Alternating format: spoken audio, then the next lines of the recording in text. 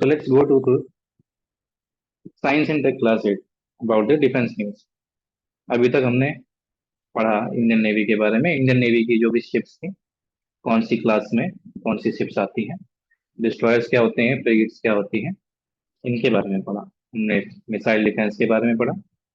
अब हम मोस्टली पढ़ेंगे इंडियन डिफेंस से रिलेटेड न्यूज के बारे में, उनकी मैरीटाइम या फिर बाइलेटरल आर्मी की एक्सरसाइजेस के बारे में, नेवी की एक्सरसाइजेस के बारे में, और एयरफोर्स की बाइलेटरल और मल्टीलेटरल एक्सरसाइजेस के बारे में।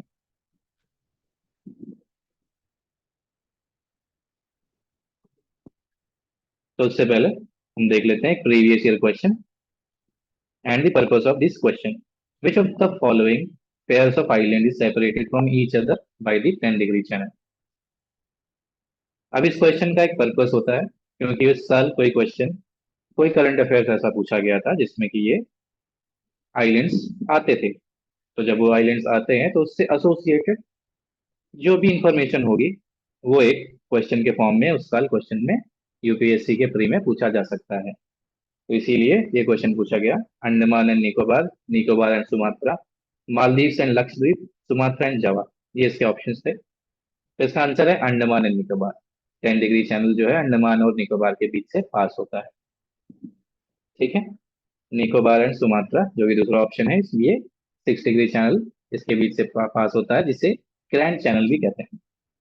अभी हम जब एक करंट अफेयर पढ़ेंगे नेक्स्ट स्लाइड्स में, तब हम देखेंगे कि क्यों ये क्वेश्चंस पूछे जाते हैं। एक दूसरा क्वेश्चन जो कि करंट अफेयर्स बेस्ड है, 2017 का क्वेश्चन है।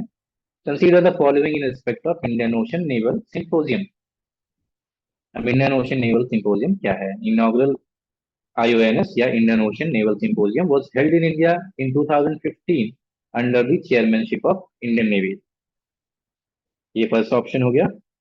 IONS is a voluntary initiative that seeks to increase maritime cooperation among navies of the littoral states of the Indian Ocean region.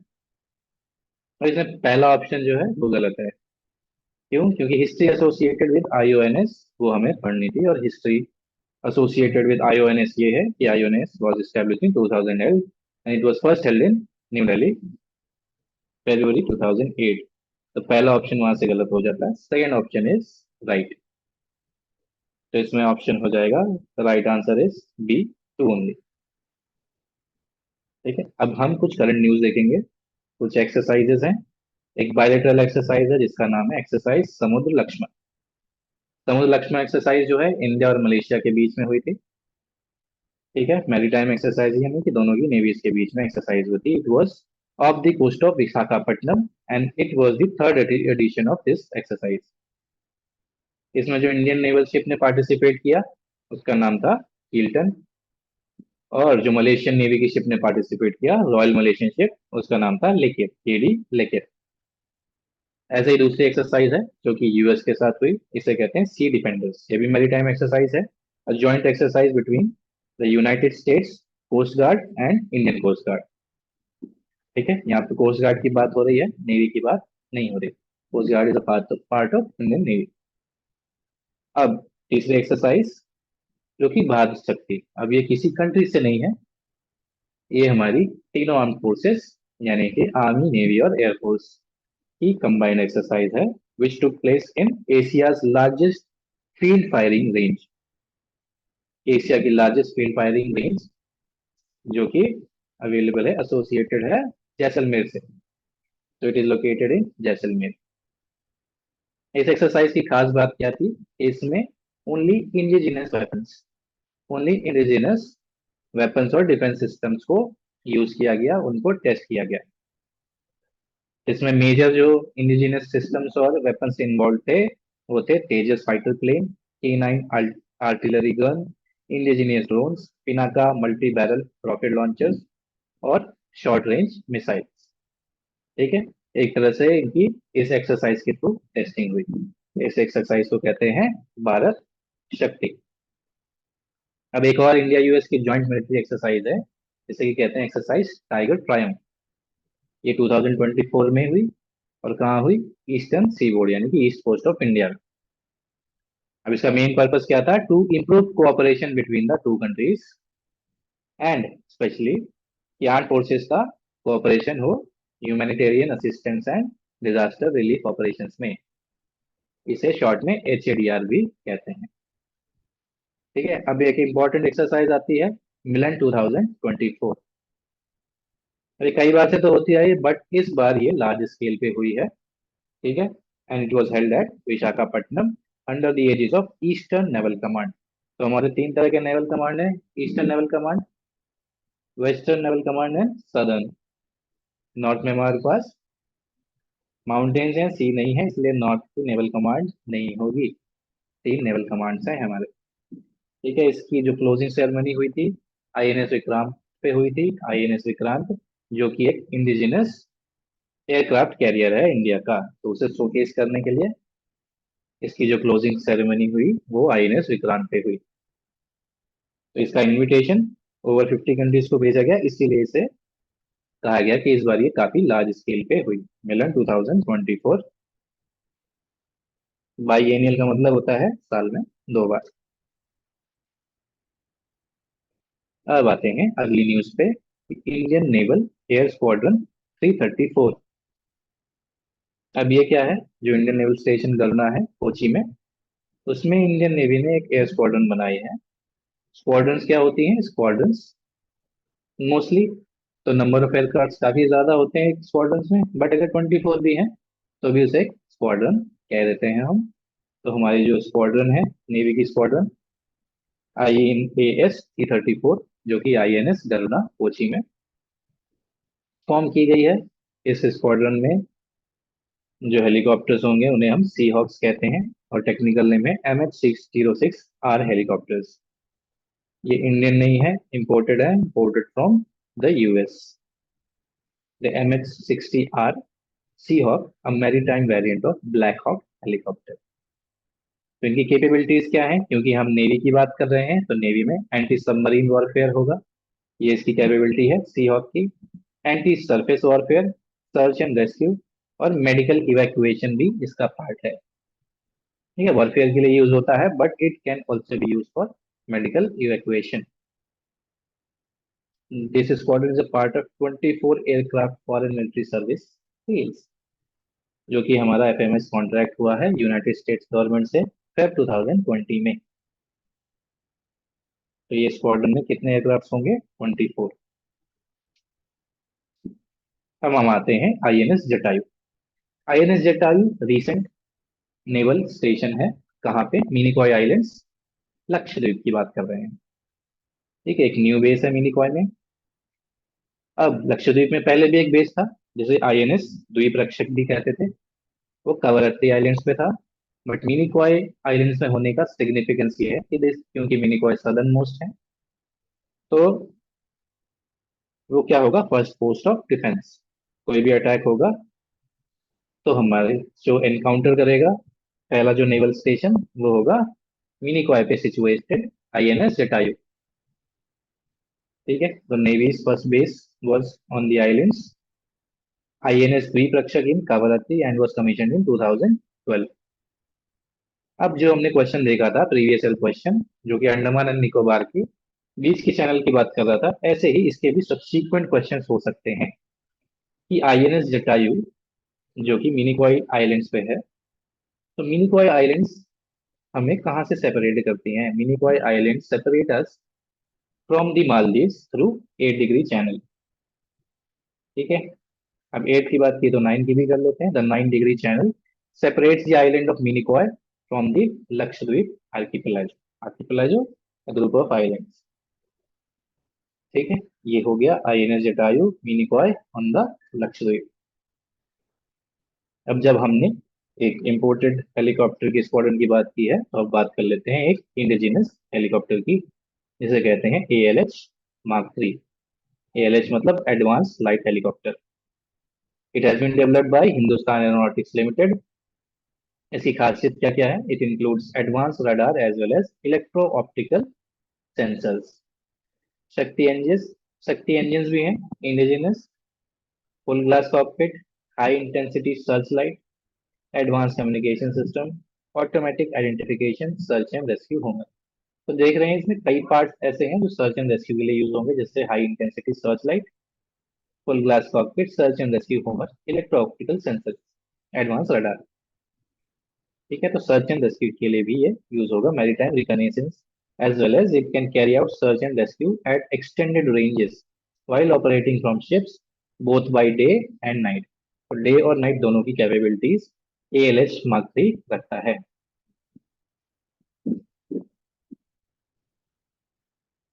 अब आते हैं DRDO के एक और सक्सेसफुल टेस्ट में। DRDO successfully test very short range air defence system. ठीक है, indigenous है और मैन पोर्टेबल है, तो हैवी व्हीकल्स या इक्विपमेंट्स की जरूरत नहीं है। Man portable air defence system है, शॉर्ट रेंज है, a man can carry it and move it. तो इससे क्या होता है कि हम जो इसकी इजीली मूव कर सकते हैं, जहां हमें जरूरत हो वहां इसे रख सकते हैं। ऐसा नहीं होगा, इसके लिए अलग से एक व्हीकल की जरूरत पड़ेगी। So it is called as man portable air defence system, design and develop indigenously by research centre Imarat in collaboration with other DRDO laboratories and Indian industry. ठीक है, DRDO की लेबोरेटरीज हैं, रिसर्च सेंटर इमारत उसमें से एक पार्ट है, और अदर इंडस्ट्रीज इनके साथ मिलकर, तो मोस्टली DRDO का ये एक प्रोडक्ट है।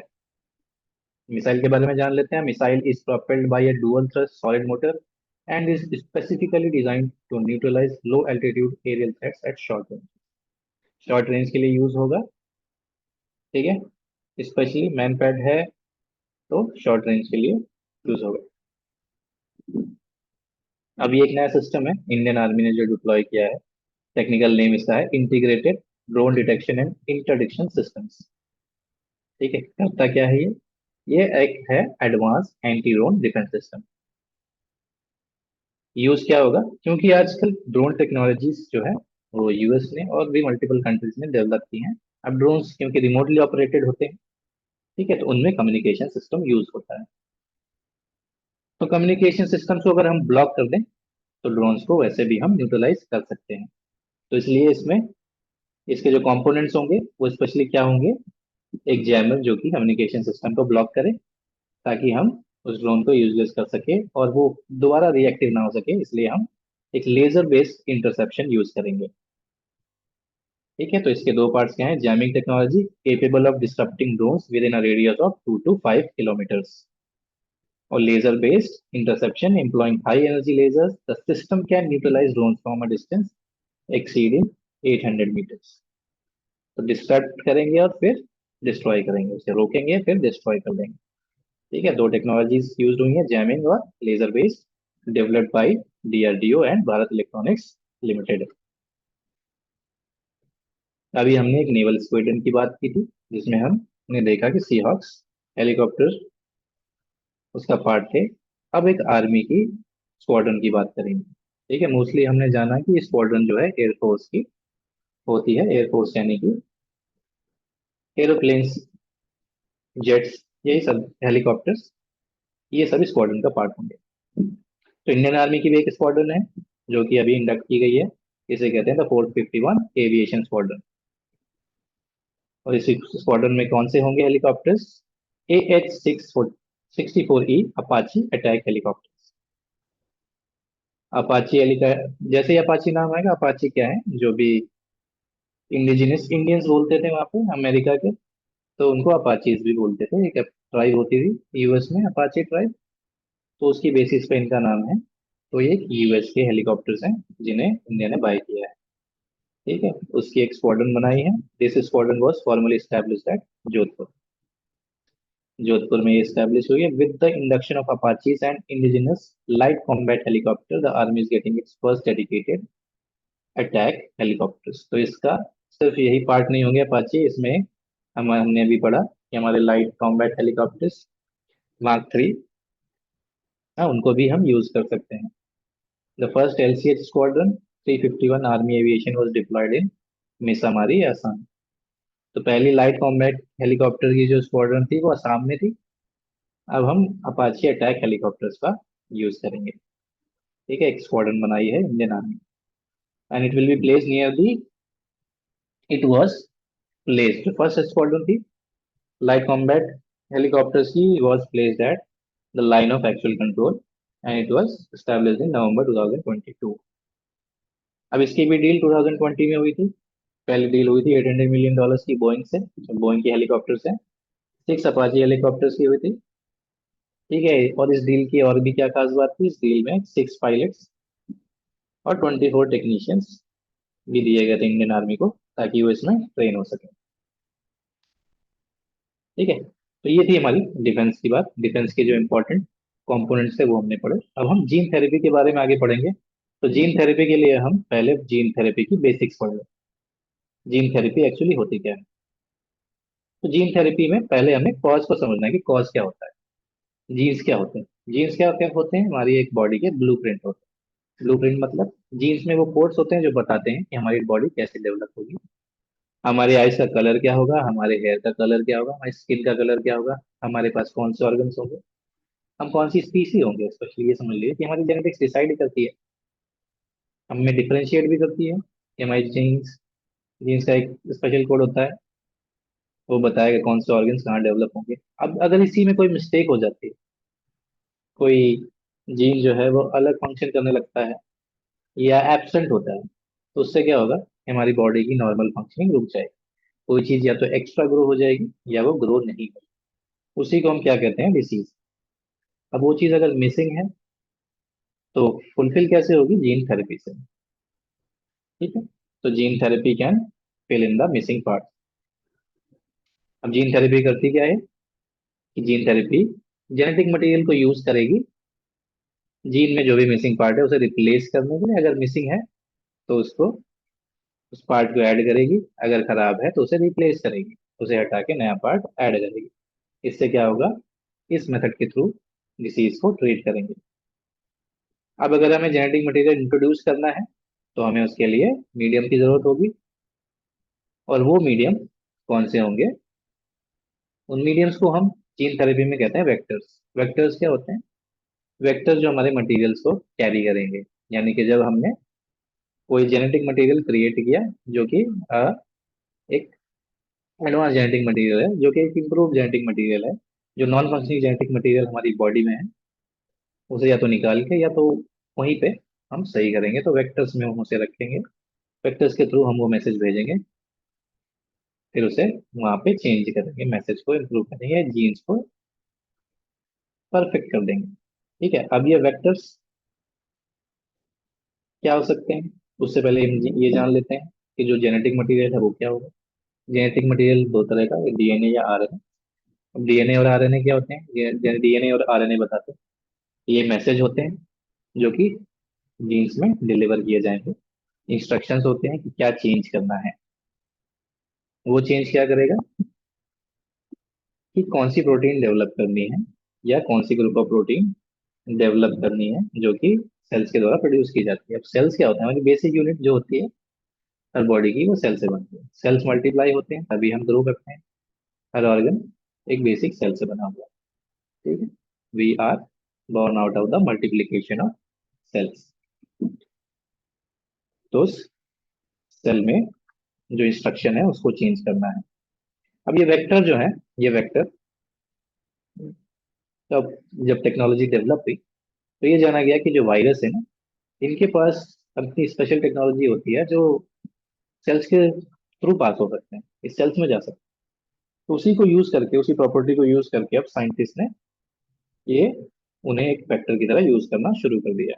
तो viruses can be use as vectors because they have evolve to be very good at getting into cells. तो सेल के अंदर जा सकते हैं, इसलिए हम वायरसेस को एज अ वेक्टर यानी कि एज अ मैसेंजर यूज कर रहे हैं, जिसके ऊपर हम मैसेज डाल के जीन के कोड को चेंज कर सकते हैं। अब हम ये दो तरह से कर सकते हैं। ठीक, अगर हम वहीं पे कर रहे हैं तो क्या हो जाएगा, एन वीवो। अगर हम उस मटेरियल को बाहर लाके फिर उसमें चेंजेस कर रहे हैं तो वो हो जाएगा एक्स वीवो। ठीक है, एक्स वीवो में क्या करेंगे, अंदर का जो खराब जेनेटिक मटेरियल है उसे निकाल बाहर लाएंगे, उसे रिप्लेस करेंगे उस सेल को, फिर उस सेल को दोबारा रीइंसर्ट करेंगे, फिर वो सेल मल्टीप्लाई होके दोबारा से आपकी ग्रोथ में हेल्प करेगा। तो जो भी नॉन फंक्शनिंग पार्ट है उसे फंक्शनिंग बनाएगा। एन वीवो में इंजेक्शन के थ्रू हम वेक्टर को इंट्रोड्यूस करेंगे, तो वो खराब जेनेटिक मटेरियल को रिप्लेस करके सही जेनेटिक मटेरियल को वहां लगा देगा, जिससे कि हमारी जो जीन की डिसीज है या खराब जीन है वो रिप्लेस हो जाए। तो ये था जीन थेरेपी की बेसिक्स। नेक्स्ट क्लास में हम इसके करंट न्यूज पढ़ेंगे और जीन थेरेपी किस किस तरह की होती है, कौन सी अभी पॉपुलर है, उसके बारे में पढ़ेंगे। आज की क्लास के लिए इतना ही।